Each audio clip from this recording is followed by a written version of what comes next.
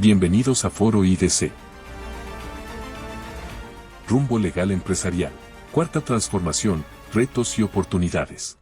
Hola Leo, qué gusto verte. Ya empezamos Foro IDC en la edición 2025. ¿Qué es lo que vamos a ver? Hola Val. En el tema laboral vamos a ver sobre los riesgos de aplicar políticas discriminatorias en los centros de trabajo.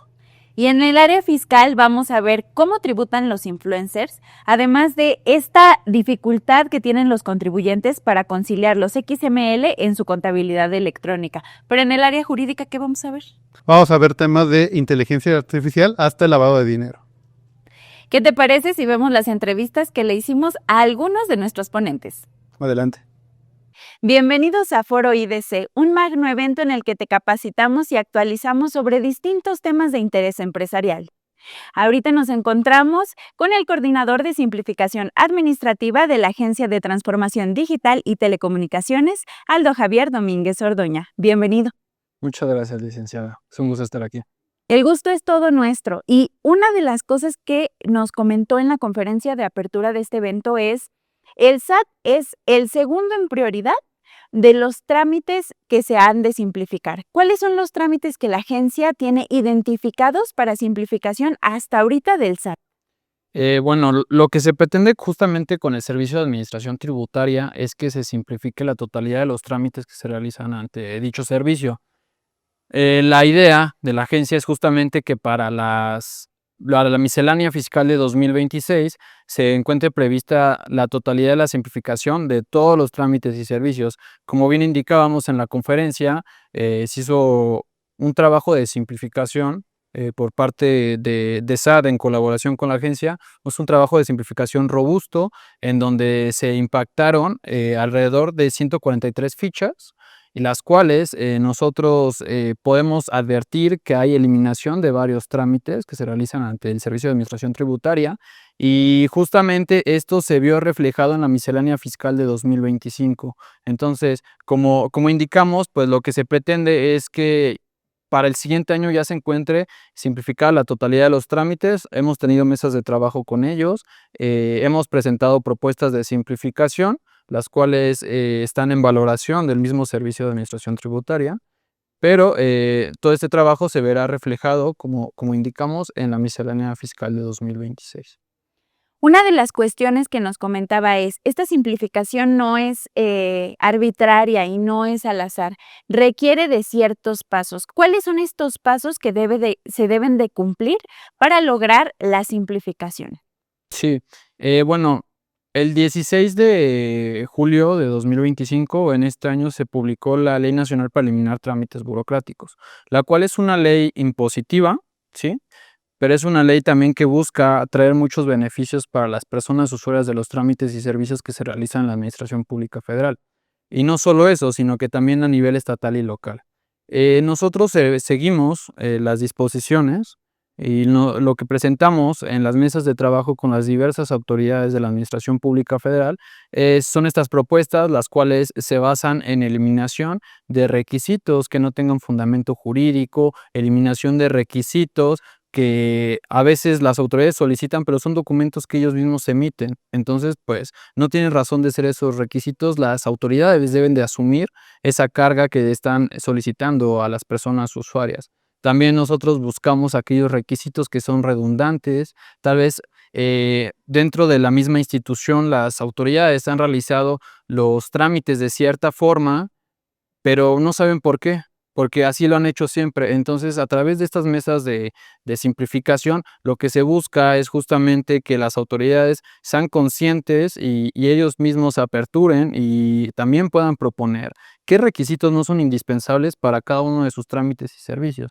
También, como indico y como menciono también en la conferencia, hay veces en las que los trámites tampoco tienen razón de ser, simplemente se está operando a partir de la costumbre, de los usos, o inclusive los mismos trámites no tienen fundamento jurídico, pero las autoridades así lo están solicitando. Entonces, lo que se busca a través de estas mesas es eliminar aquellos trámites también que no tengan fundamento jurídico. Se busca fusionar aquellos trámites que tengan un mismo flujo, una misma finalidad, para que no exista estos 7,000 trámites que ahorita tenemos ubicados al final del sexenio, que es lo que se está trabajando. Y justamente una de las cosas que comentaba es, una empresa o un inversionista más o menos realiza 50, 52 trámites para poder invertir en el país. ¿Cómo considera usted que una vez terminado todo este proceso de simplificación, nos podamos ver enriquecidos en materia de inversión privada?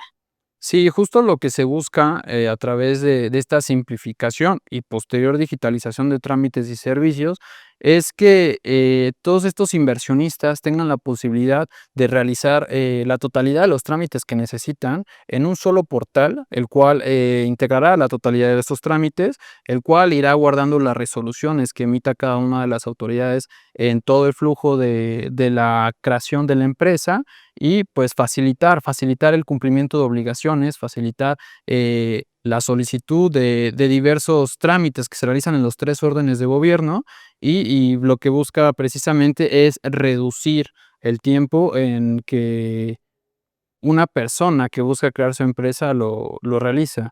Actualmente nosotros tenemos detectado que una empresa tarda alrededor de 2.6 años en nacer, entonces lo que se busca a través de dicha ventanilla es reducirlo a la mitad.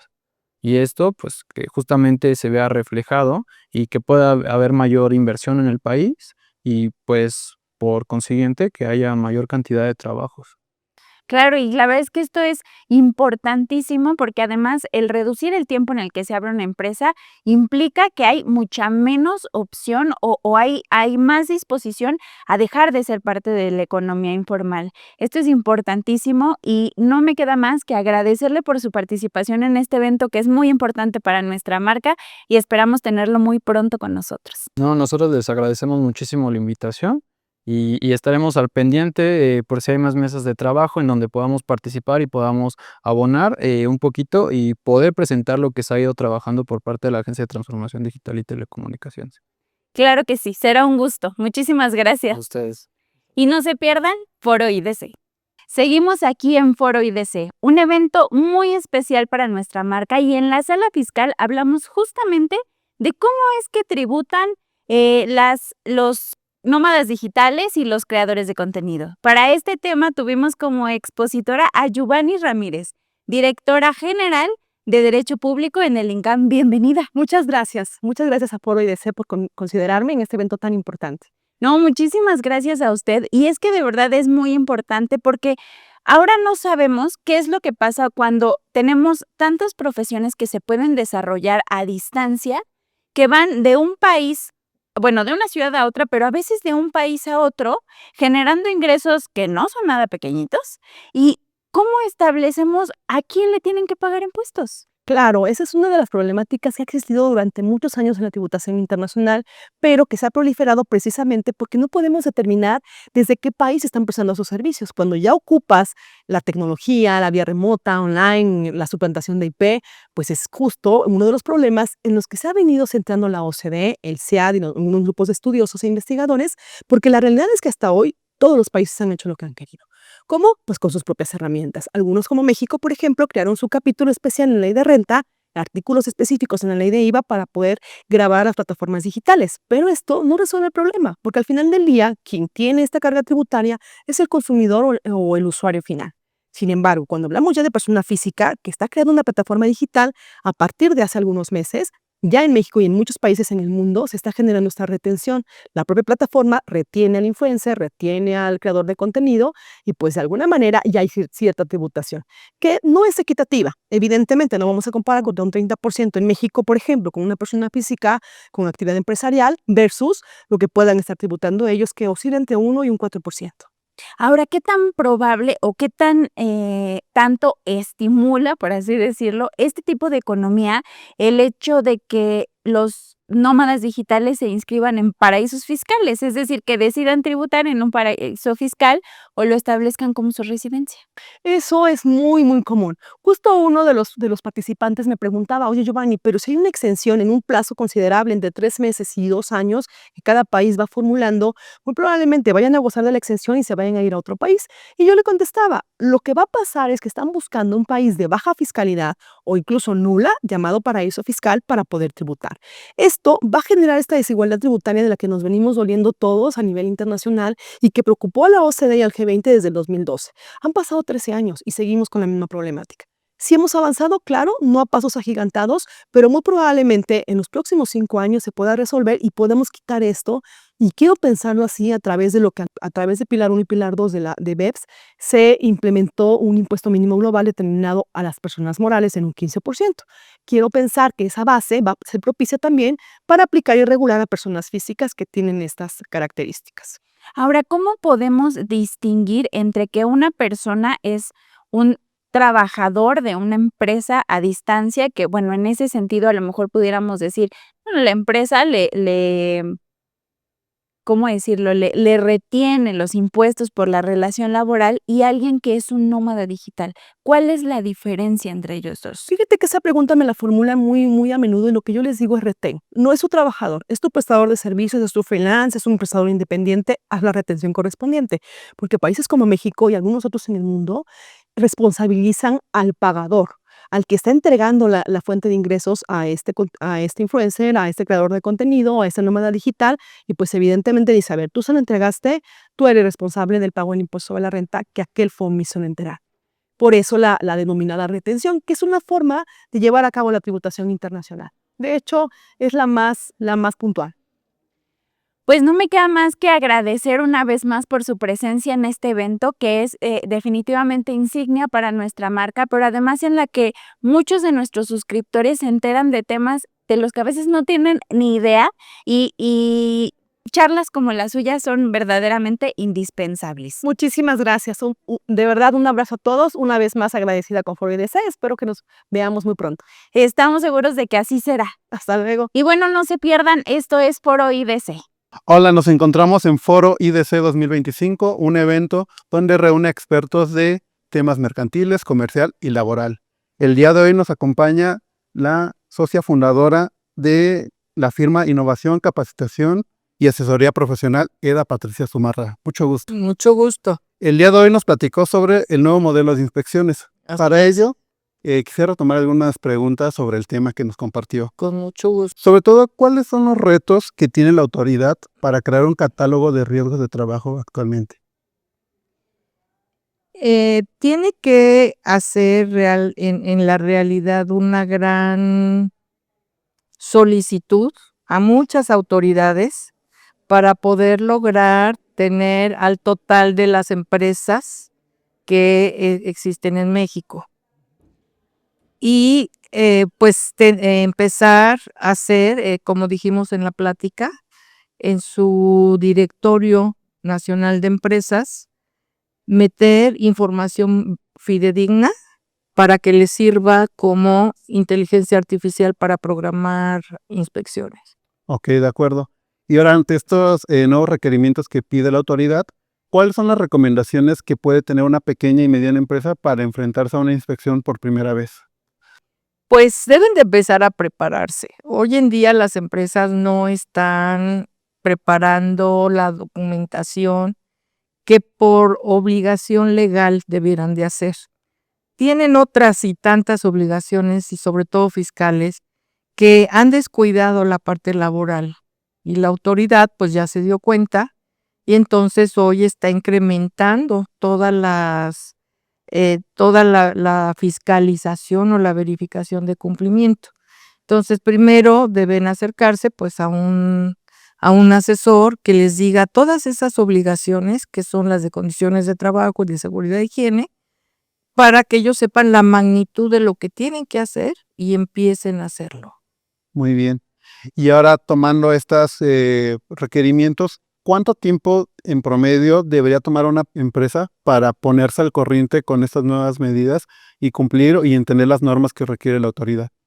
Mira, para efectos de condiciones de trabajo, es un trabajo que lo llegas a hacer bien y ponerlo en marcha en un mes.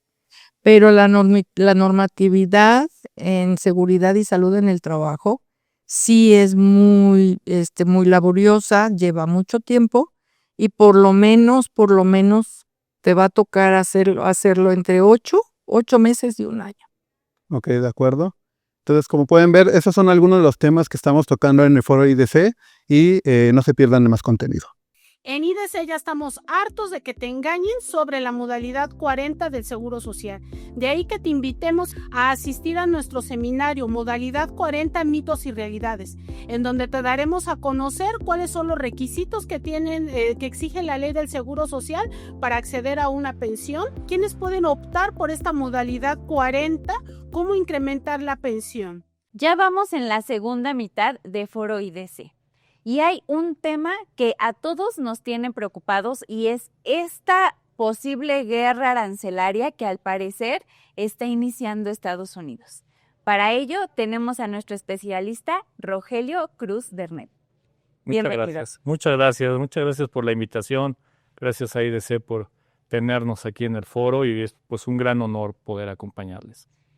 El honor es todo nuestro. Verdaderamente es un placer tenerlo aquí. Y me gustaría que empezáramos esta charla hablando de dónde surge toda esta idea de que hay una guerra arancelaria y si es cierta esta aseveración. Pues es cierta, por más que nos cueste trabajo admitirlo y desearlo, porque nadie desea una guerra. Pero es una guerra que no se ha gestado ahora. Es una guerra que viene de largo, viene de lejos. Viene desde que la globalización fue conquistada por China y Estados Unidos fue el principal promotor de eso. Cuando Estados Unidos despierta del sueño de un suministro extraordinariamente barato para todas sus cadenas de suministro, se da cuenta que ha dejado de largo su planta productiva, su capacidad generadora de empleos y desde luego que ha comenzado alimentó, y había comenzado antes, pero alimentó quizá a uno de sus más grandes antagonistas en términos de hegemonía a nivel mundial, con su propio dinero, como normalmente suele hacer los Estados Unidos. Entonces, ahora despiertan. Digo ahora, estamos hablando quizá desde el año 2017, 2018. Esto no es algo, y sin hablar de descargo de ninguna otra cuestión, nos puede caer bien o mal cualquier personaje político, pero esto no es algo que inventó un loco en los últimos meses. Esto es algo que viene de mucho tiempo atrás, donde simplemente lo que han buscado los gobiernos de Estados Unidos es plantear soluciones. Esta actual administración de los Estados Unidos ya había planteado soluciones extraordinariamente drásticas, quizá ya lo sabremos con la historia en el futuro, quizá necesarias o no para frenar este impulso hegemónico comercial también de China sobre el que significaba el de los Estados Unidos. La siguiente administración del otro partido en Estados Unidos, que dice que no hizo nada, pero son de los que avientan la piedra y esconden la mano, conservó esta situación, y eso es algo que no se ha comentado mucho. Pero esos aranceles que había puesto el presidente Trump en su primer periodo, Biden los conservó. Esas políticas restrictivas, Biden las conservó, solamente que se callaba y se dormía en las reuniones, ¿no? Y no acabó de funcionar. La gente en Estados Unidos comenzó a sentir miedo, y el miedo pues es desde luego siempre la gasolina de la gente que habla de una manera muy extrema, y en México lo sabemos de memoria. Entonces, pues las actuales medidas que se están tomando quizá son extraordinariamente drásticas, quizá en muchos casos pueden ser equivocadas en tanto corta muchos vínculos comerciales, pero políticamente hablando también está generando la recuperación del control hegemónico de una potencia que se sentía completamente ya en declive. Entonces, la guerra sí existe, la guerra siempre comienza por lo económico, ¿no? Nos han contado desde la primaria que es por los ideales y todo esto, pero en realidad siempre empieza por lo económico y nada más que no se ha calentado lo suficiente para que los balazos salgan en la televisión. Esperemos que no salgan, porque ya cuando salen ahí, entonces ya le decimos guerra. Pero la guerra existe. ¿Y qué es esta guerra? Es el disputarse la hegemonía mundial. Y hoy la disputa, desde luego y sobre todo, es en el terreno comercial, que es el que en el fondo a todos les interesa. Claro, y además pareciera que México está en medio. Pareciera que México es el hijo de un mal divorcio. Y en ese sentido, ¿cómo pueden hacer las empresas mexicanas para prepararse ante un contexto tan conflictivo en materia comercial? Yo diría que las empresas realmente necesitan encontrar nichos de mercado en donde China ha sido hoy tan importante como lo son todos los insumos intermedios. Si Estados Unidos finalmente sigue viviendo esta relación de necesidad con China, porque por un lado hay una guerra, pero por otro lado su comercio ha crecido pues prácticamente un tercio de 2018, el de China a Estados Unidos, a 2025. ¿Por qué México no está ahí? ¿Por qué México solo creció como un 10%? Porque necesitamos reconvertir nuestra planta productiva en estos sectores donde Estados Unidos pueda cerrar filas con los productores mexicanos y pueda obtener todos estos insumos industriales intermedios en nuestro país. Claro, pues muchísimas gracias, maestro, porque verdaderamente este es un tema que eso nos tiene preocupados, que pareciera que no sabemos si sí se va a hacer este tema del nearshoring o si en realidad solo es una pequeña esperanza que nunca vamos a ver. Yo creo que por el lado empresarial siempre han estado las condiciones para tener el nearshoring. Lo que necesitamos es recuperar los soportes gubernamentales. Pues muchísimas gracias. Sigan atentos porque aquí en Foro IDC hay mucha más información. Hola, nos encontramos en Foro IDC 2025. Yo soy Leonardo Aparicio y en estos momentos nos encontramos con el doctor Jorge Iván Marroquín. Él es miembro del Sistema Internacional de la Investigación Científica, quien en esta exposición nos compartió el tema de la recesión laboral con dignidad. Hola, mucho gusto. Mucho gusto, mi querido Leonardo. Gracias por el foro y gracias por la entrevista, por todo lo que hace. Abordando un poco sobre el tema que nos compartiste en tu ponencia, quisiera recapitular un poco acerca de qué aspectos debe considerar una empresa para generar un ambiente o un entorno de trabajo digno para sus trabajadores y no solamente cumplir por cumplir con la ley. Para generar un trabajo digno, pues hay que centrarse en la persona, ¿no? Como había dicho, estamos regresando al humanismo, por lo menos eso se intenta, y más en un siglo XXI que está plagado de cuestiones materiales y son válidas, ¿no? La empresa busca ganancia, productividad, pero también hay que tomar en cuenta el factor primordial que es el factor humano, ¿no? Que nunca va a apartarse mientras el ser humano esté en este planeta. Por supuesto, va a ser el factor fundamental incluso en los entornos económicos en la empresa. Entonces, para dignificar al trabajador, lo primero es que hay que seguir la norma jurídica. Con el simple cumplimiento de la norma jurídica, pues ya estamos atendiendo al desarrollo laboral.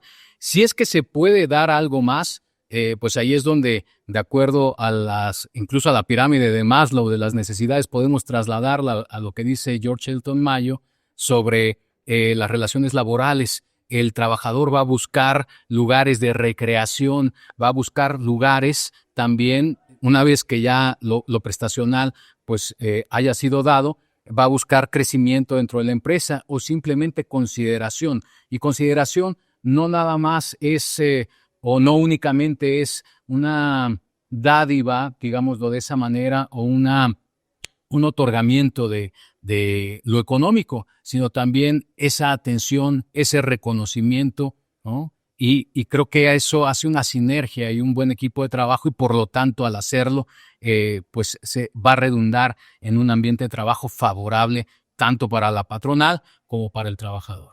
De acuerdo. Y sobre todo, este proceso solamente de la dignificación del trabajo no solo tiene que ver con el momento en el que el trabajador está en la empresa, también al momento de desvincularse. En ese aspecto, ¿cuáles son los riesgos que una empresa puede evitar al poder desvincular con su trabajador de una manera digna? El principal, mi querido Leonardo, es que no le demanden, ¿no? ¿Por qué?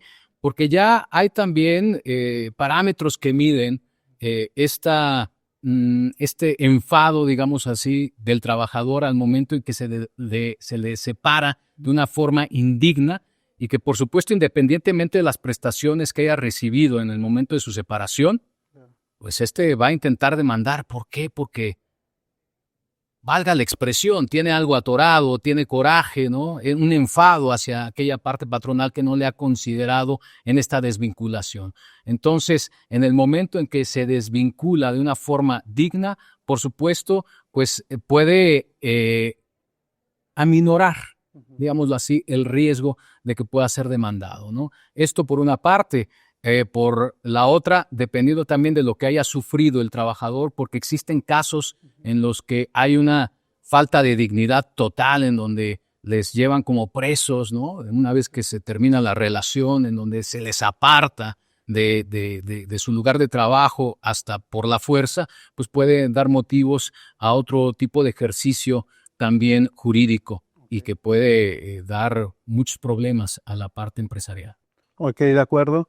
Y me parece, y creo que fue muy evidente durante tu ponencia, que una de las dudas más frecuentes fue qué plan debería emprender una empresa y el tiempo para poder desvincular al trabajador para que no fuera tan chocante este proceso. Sí, al considerar la parte humana del trabajador en el momento de desvincular, hay que, pues sí, tener habilidades de comunicación en principio. Y dentro de estos procesos hay que dar tiempo al trabajador para asimilar la noticia, ¿sí? Y para que pues obviamente es una etapa no de despido nada más, sino de despedida también del trabajador, para que pueda separarse de su lugar de trabajo y sufrir pues todas estas etapas que implica el desarrollo de la tanatología, ¿no? En donde pues ya sabe la situación, en donde viene también una comprensión del problema, en donde viene una resignación y tiene que seguir adelante. Entonces, es importante otorgar un tiempo favorable que no va más allá de 15 minutos, media hora, si la empresa lo estima tal vez un poco más, en donde el trabajador asimile, en donde el trabajador, por supuesto, reflexione y en donde se siga adelante, ¿no? Es parte del procedimiento que ya en muchos países, sobre todo en el norte de Europa, se está siguiendo y en algunos orientales como Japón se está siguiendo para desvincular a los trabajadores. Ok, de acuerdo. Pues mucho gusto, muchas gracias por haber participado en este foro y esperemos tener temas seguido de este lado y sobre todo compartir todos los temas que nos puedas ayudar en el manejo de una empresa. Leonardo, para mí es un placer. Muchísimas gracias a todos los que hacen posible estos grandes foros. Pues bueno, esto es parte del foro IDC 2025. Esperemos nos puedan acompañar y seguir nuestro contenido en línea. Seguimos en Foro IDC, un magno evento en el que con especialistas aprendemos sobre temas de actualidad y cumplimiento empresarial. Ahora, con la desaparición del INAI, pareciera que estamos perdidos en quién va a proteger nuestros datos personales y cuáles son las obligaciones que tenemos en la materia. Para esta conferencia nos acompañó Alexis Cervantes, socio de Davara Abogados. Bienvenido. Gracias. Es un placer tenerlo con nosotros y me gustaría empezar esta charla hablando de qué es lo que va a pasar hoy que ya no existe el INAI. ¿Quién se va a encargar de proteger los datos personales y quién se va a encargar de que los sujetos obligados cumplan con sus obligaciones? Es la gran pregunta, pero bueno, ya tenemos claridad por lo menos y certeza de los cambios y cómo se han materializado justamente estos cambios que platicas. Lo primero es, como dices, el INAI, que era un organismo constitucional autónomo que era especializado en la materia de transparencia, acceso a la información y protección de datos, extinguido, ¿no? Que fue la suerte que siguieron los órganos constitucionales autónomos. Se va al INAI y llega el tema de datos pasa a la administración pública, en específico a la Secretaría de Anticorrupción y Buen Gobierno.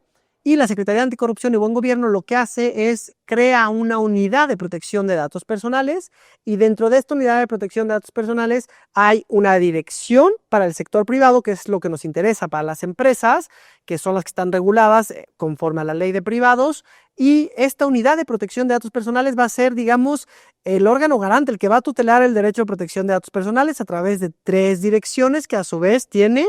Y entonces ahora la respuesta es cualquier procedimiento, cualquier investigación, cualquier denuncia de una persona, de un titular, ante una empresa, pues será la Secretaría a través de esta unidad quien lleve el procedimiento. Y no solo eso, será quien emita lineamientos, guías, recomendaciones. Entonces hay que estar muy al pendiente de las acciones de esta unidad de protección de datos personales de la Secretaría, evidentemente para lograr este cumplimiento empresarial y sobre todo para evitar estar en un litigio, ¿no? Claro, y justamente qué bueno que hablamos de los lineamientos, porque al parecer hasta ahorita no hay un reglamento, pero ¿cómo podemos anticiparnos y por qué es tan importante que estemos muy pendientes de la publicación de esas reglas? También, excelente pregunta. Primero, acuérdense que ya tenemos una nueva ley, ¿no? La Ley Federal de Protección de Datos Personales en Protección de Particulares, mismo nombre, y esta se publicó el 20 de marzo de 2025. Esa es la nueva ley. Todo lo que teníamos anteriormente quedó abrogado. Entonces, hoy en día solo el derecho está tutelado bajo esta ley. Y como dices, falta la regulación secundaria, que es el reglamento. Se tenía que publicar a los 3 meses, 90 días de la publicación de la ley, cosa que no ocurrió. Pero bueno, sabemos que entendemos que la autoridad está trabajando en ello. Se entendería que no debería tardarse en publicar, porque estamos un poco cojos en cuanto a la normatividad. ¿Y por qué es importante? Porque, a ver, México sí sabemos que la autoridad tiene esta preocupación de que no se pierda esta tutela, porque sabemos la importancia que tiene el derecho a protección de datos personales. También es importante el panorama internacional, la visión internacional, el ejemplo que dé México al mundo, a Europa y a todos los países que exigen que los países con quien tengan relaciones comerciales o que sus empresas en su país contraten con empresas mexicanas, que tengan una regulación robusta. ¿Por qué es importante? Porque el reglamento va a venir con muchas disposiciones que se asemejen a los grandes marcos regulatorios de protección de datos personales, como es el GDPR en Europa. Entonces hay que estar muy al pendientes porque va a haber cosas nuevas que no teníamos antes. ¿Y eso qué implica? Que las empresas tienen que evidentemente identificar esas obligaciones y generar los mecanismos de cumplimiento al interior de la organización. Entonces, por eso es muy importante estar al pendiente. Pero y además, y no sé, corrígeme si me equivoco, pero de pronto tenemos la sensación de que estas nuevas reglas pudieran implicar más multas. ¿Es esto correcto? A ver, hay este miedo, vamos a ver si es realidad o no, pero hay este miedo de que, de que luego los resultados en datos de las autoridades de datos suelen medir sus resultados a lo mejor en temas de recaudación, de multas, de infracciones, de procedimientos. Pero bueno, ojalá que la autoridad lo que incentive sea el promover el incumplimiento, que este incentivo no se quede nada más en multas, porque claro que eso es un incentivo porque asustan, y multas tan grandes, sabemos que la multa acuérdense que en México la ley tiene varias infracciones. Entonces tú puedes cometer una conducta y esa conducta puede implicar que violes 3 infracciones y cada infracción conlleva una multa. Y el parámetro o el umbral de las multas que se miden en UMAS puede llegar una sola multa por una infracción hasta 36 millones de pesos, pero puedes incumplir 2 o 3. Entonces, evidentemente lo que queremos, ojalá que la autoridad sea muy abierta en promover programas de cumplimiento, de prevención, evitar también llegar a multas, a lo que sean casos, pues ya que no haya de otra, pero sí creemos que y las autoridades de datos son muy rudas, agresivas y fuertes en el mundo. Pareciera que también vamos a seguir esta línea. Entonces, la importancia de cumplimiento, de tener estos programas de prevención, o sea, hay que evitarlo, ¿no? Pues también si llegas con la autoridad y está claro el incumplimiento, pues no puedes ahí pedir no me multes. Pues entonces hay que cumplir, hay que tener estos programas y por eso el mensaje, ¿no? A las empresas, no se esperen, porque luego en México somos hasta que no veo que ya me tocó, no empiezo a actuar. Si no nos esperemos, empiecen a cumplir y estemos tranquilos de que estamos haciendo las cosas bien. Claro, pues muchísimas gracias por esta información. Definitivamente es un pequeño encaminadito en un tema en el que estamos verdaderamente perdidos porque es una ley completamente nueva. Esperamos tenerte muy pronto en IDC. Muchas gracias por visitar este evento que para nosotros es tan importante. Encantado de la vida. Gracias a ustedes. Y no te pierdas más de Foro IDC, un magno evento en el que de la mano de especialistas aprendemos sobre temas que son indispensables para tu cumplimiento empresarial. Y si no sabes cómo enfrentar la reforma en materia de lavado de dinero, es momento de que te inscribas a nuestro diplomado que iniciará el próximo 7 de octubre. Continúa la jornada de Foro IDC, un espacio en el que especialistas nos platican y nos capacitan sobre temas actuales y de mucha relevancia para el cumplimiento empresarial. Para la sección de laboral, tenemos al coordinador editorial de las secciones de Seguridad Social y Laboral de IDC, José Juan Ríos. Bienvenido. Hola, muchas gracias por la invitación. No, muchísimas gracias por estar con nosotros y me gustaría que nos platicara sobre el tema de las políticas discriminatorias. De pronto pareciera que nosotros hacemos un reglamento de trabajo y ya, y no pasa nada. Pero una de las cosas que mencionabas en tu conferencia es los riesgos laborales están pensados únicamente para los hombres y entonces justamente discriminan a las mujeres. ¿Cómo podemos hacer para que estas políticas sean más equitativas y sobre todo que piensen en todos? Sí, una cuestión es que traemos una educación donde no se considera esta distinción de sexos, géneros, en el centro de labores, tanto en las cuestiones salariales, en la cuestión de movilidad, pero una de las cuestiones es la protección de los riesgos de trabajo. Generalmente se hacen estudios, o sea, la ley obliga, la legislación obliga a que el patrón haga una evaluación de los riesgos a los que está ocupacionalmente expuestos sus trabajadores. Pero estos estudios, de por sí que ya son caros, nada más tienen el análisis como si los fueran a ocupar hombres.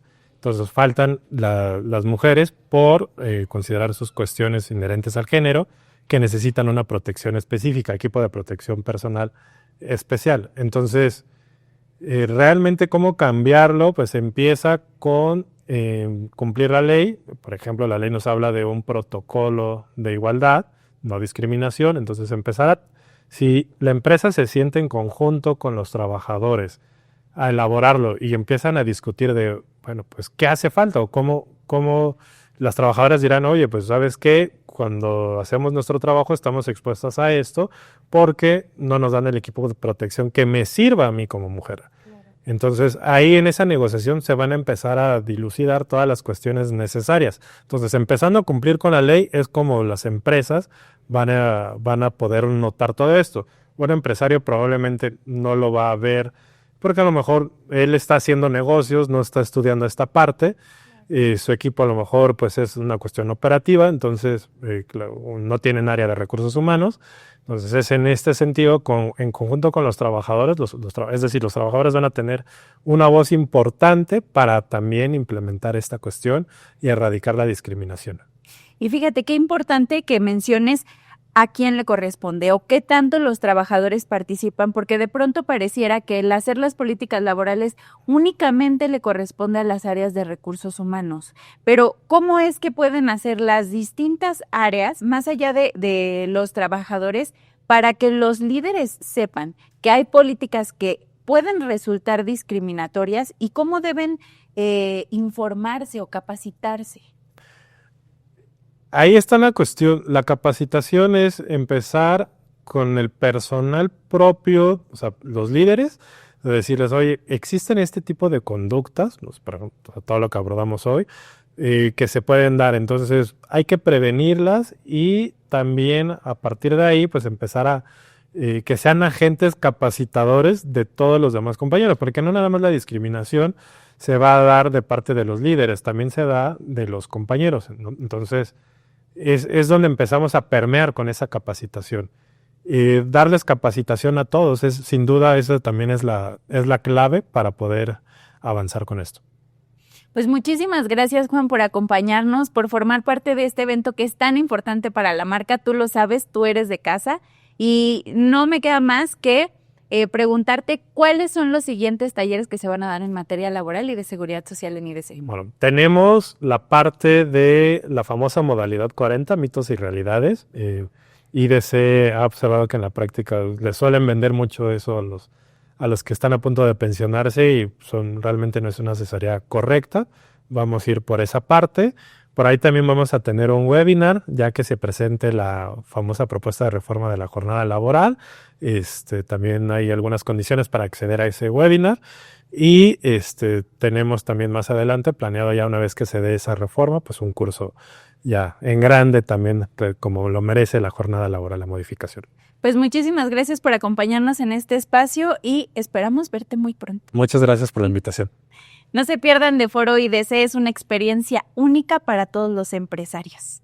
Continuamos aquí en Foro IDC y en la sala laboral tenemos al socio director del Lexinf, Alfredo Reyes Craft, quien nos va a hablar sobre cómo hay pruebas digitales en los juicios laborales. Bienvenido. Gracias, qué linda eres. Oiga, pues qué gusto estar con ustedes. Me siento muy honrado por la invitación. Vamos a platicar un tema interesante, fíjense. La evidencia digital es volátil, entonces debemos de tener un particular cuidado de conservarla adecuadamente para poder presentarla en juicio.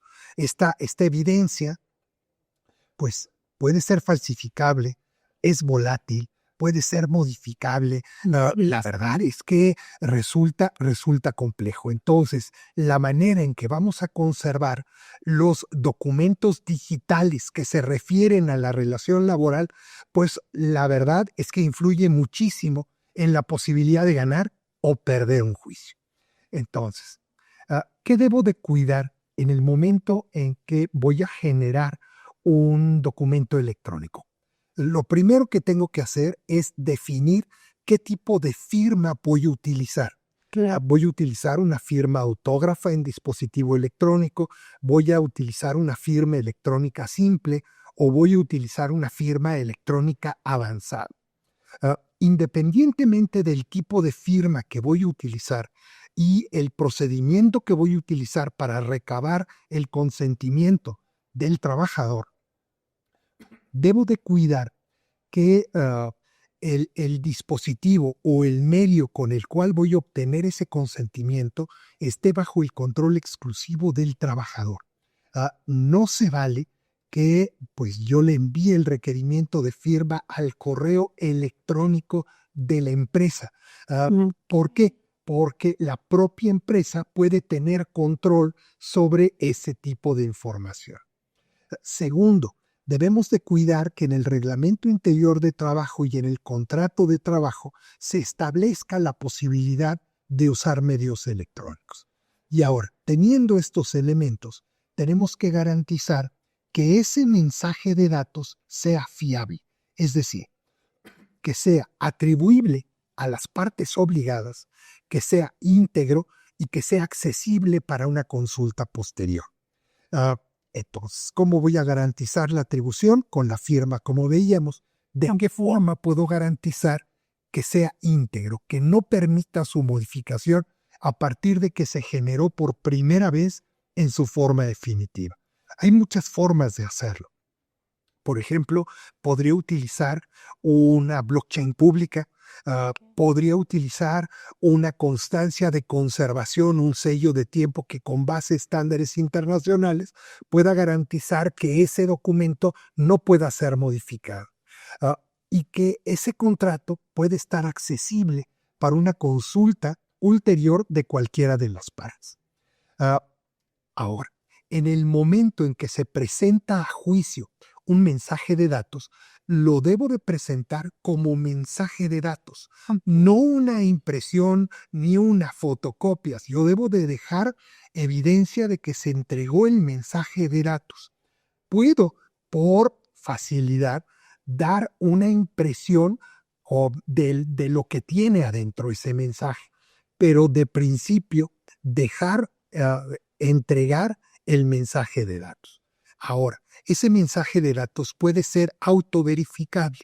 En caso de que no sea autoverificable, pues tendrá que acudir un perito y a través de una pericial poder verificar. Y ahora, me gustaría justamente ahondar en el tema de los mensajes de datos. ¿Cuáles son los mensajes de datos que sí son admisibles en un juicio laboral y cuáles no? Es decir, puede ser un WhatsApp, un SMS, un correo electrónico, ¿cómo sí y cómo no podemos presentarlo? Mira, te voy a decir, ¿qué es un mensaje de datos? Un mensaje de datos es información creada, definida, modificada, integrada en un medio electrónico, óptico o de cualquier otra tecnología. Entonces, es información que nace y que está en un medio tecnológico. Cualquier información que nazca y se pueda conservar en un medio tecnológico es un mensaje de datos válido. Es creada, repetida, procesada, transmitida a través de medios electrónicos, ópticos o de cualquier otra tecnología. Esa es válida. O sea, un mensaje de WhatsApp, claro que puede ser, siempre y cuando yo pueda garantizar quién es el destinatario y que el destinatario acepta lo contenido en ese mensaje. Y segundo, que no se modifique la información contenida a partir del momento en que se generó por primera vez en su forma definitiva. En las disposiciones legales no hay nada que nos diga estos mensajes no pueden ser. Cualquiera, siempre y cuando yo garantice que sea atribuible, íntegro y accesible para una consulta ulterior. Y esto también pasa con los documentos, es decir, porque entiendo que un documento que sí o sí puede ser digitalizado y presentado en juicio es el contrato laboral. Pero, ¿qué otros documentos pueden ser presentados en un juicio laboral digitales? Un recibo de nómina. Ok, perfecto. Yo podría firmar el contrato laboral por medios electrónicos. Nada me impide firmar el contrato laboral con una firma electrónica o con una firma autógrafa en dispositivo electrónico, siempre y cuando lo haga bien. Mira, aquí lo interesante es el diablo está en los detalles. Debemos de ser particularmente cuidadosos en la forma en que lo vamos a presentar. Claro, pues muchísimas gracias. Estamos ansiosos de escuchar su charla y esperamos tenerlo muchas más veces en IDC y muchas gracias por asistir a Foro IDC. Encantado, de verdad, yo soy cliente suyo. Muchísimas gracias. Encantado de veras de estar aquí y agradecidísimo por la invitación. No, muchísimas gracias a usted. Y bueno, seguimos aquí en Foro IDC. No se pierdan más información que les estaremos llegando muy pronto. Todo el mundo habla de la reforma laboral respecto a la jornada de trabajo, que de 48 se pasa a 40 horas, pero aún no hay nada en concreto. En septiembre se va a presentar la iniciativa de reforma y se va a empezar a discutir en la Cámara de Diputados y de Senadores. Por ello, IDC preparó un webinar donde analizaremos la propuesta que se presenta en septiembre ante los legisladores. Ahí veremos los alcances que va a tener para los patrones y trabajadores. Hola, nos encontramos en el cierre de nuestra sexta edición del Foro IDC.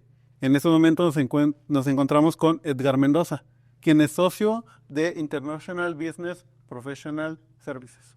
Mucho gusto, ¿cómo estás? Mucho gusto. Muy contento aquí de que me hayan hecho la deferencia de invitarme al foro. No, es un placer para nosotros. Y retomando en tu participación en la mesa redonda del cierre que tuvimos con el tema de la migración de la economía global a la regional, hay un tema que nos resultó bastante interesante, en el cual quería preguntarte de cuáles eran medidas arancelarias que mencionabas que no siempre impactaban en las empresas de México, pero para aquellas que sí impactan, ¿cuáles serían las estrategias que estas empresas deberían tomar para disminuir este tema, ese impacto? Sí, mira, para el caso de México con su relación con Estados Unidos, ser muy escrupulosos con las reglas, la aplicación de las reglas de origen, ¿no? Hay un tema que platicaba yo con Carla, una de las coparticipantes de las contertulias, que de hecho publiqué un artículo ahí con ustedes, que no se le pone especial atención, que es el valor de contenido laboral para la industria de autopartes. Y yo no veo personal calificado, ni laboralistas, ni contadores, que hagan una evaluación de ese tema, y es uno de los elementos para conferir origen. Entonces, si presionan por el lado laboral, ahí va a haber una condición de un hueco que hay que cubrir, porque existe legalmente. Ahora, ¿a qué me quiero referir? Ahorita el TEMEC cubre el 80% de las exportaciones a Estados Unidos y lo que queda afuera es muy poco, sobre todo porque algunos insumos no proceden de América del Norte. Te voy a poner un ejemplo, el acero. La política de Estados Unidos es que las acereras que producen acero puro, digamos que como sabemos es una aleación de carbón y hierro, en la región del norte hacia lo que es Detroit y esas zonas que eran donde se producían antes los vehículos, por cierto, las quieren regenerar. Y el tema es que no han sido tan competitivos, ¿no? Ni en calidad ni en precio. Entonces, hay veces que tienes que llegarte de insumos de otro lado y no permiten la calificación de origen. Ese es un tema, ¿no? Entonces hay que cuidar las reglas de origen y algo que se está haciendo, buscar otros mercados de destino. No es el único. De acuerdo. Pues esta es parte de lo que tuvimos en Foro IDC. Muchas gracias por haber participado, por estar en esa mesa redonda y todos los temas que nos compartiste. Gracias a ustedes. Buenas tardes. Hola, nos encontramos en el cierre de Foro IDC 2025. En este momento nos acompaña Jesús Aldrin, quien es socio director de QCG Transfer Pricing. Hola, Leo, ¿cómo estás? Un gusto verte. Muy bien, mucho gusto. Mira, en esta mesa redonda que tuvimos, me tocaron muchos temas importantes, en el cual quisiera destacar con una pregunta muy directa. ¿Cuál debería ser las estrategias que las empresas mexicanas deben tomar para ser competitivas en el ámbito del TEMEC? Visto que estamos enfrentando un cambio de paradigma, estamos enfrentando una nueva situación y es importante que los empresarios, tanto las empresas, digamos, subsidiarias de multinacionales, como los empresarios mexicanos, replanteen la estrategia con la cual van a participar dentro del TEMEC. Hoy en día lo que está pasando es que se está imponiendo una restricción adicional potencialmente, ¿no? El tema de los aranceles. Entonces creo que tendríamos que estar evaluando en el peor escenario de imposición de aranceles qué tan flexibles podemos ser en adaptar nuestra estrategia, ¿no? Qué reconversión tenemos, qué reestructura, qué reorganización tenemos que considerar para mantenernos competitivos en el tratado.